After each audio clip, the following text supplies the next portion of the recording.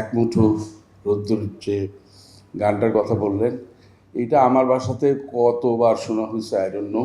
It was my personal favourite. আমার ফ্যামিলির সবাই এই গান শুনতো, গাড়িতেও শুনতাম। প্রথমে শুনতে শুনতেই আমি ভাবছিলাম যে কোভিডের সময় আমাদের সবার যা অবস্থা ছিল তাতে মলা ছাড়া আর কোনো উপায় আমাদের আসলে ছিল না।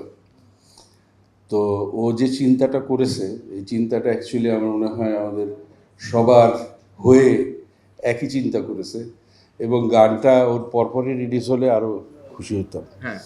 Because I think we were helpless, এবং asking for help from the top was the only thing. বালামের ব্যাপারে নতুন করে বলার কিছু নাই।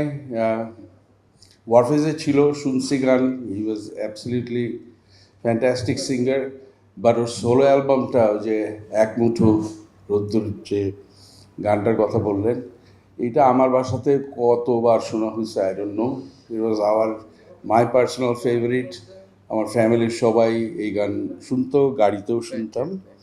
যাই হোক, তো এর পরবর্তীতে অ্যাকচুয়ালি বালামের সাথে আরও একটু কাছাকাছি হই, এবং I realise that he is extremely talented.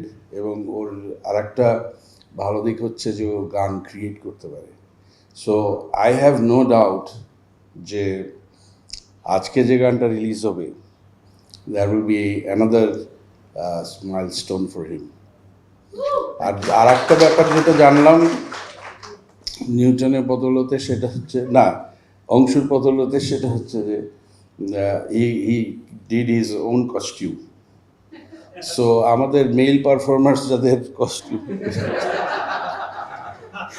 চাই, wish him all the best. Thank you.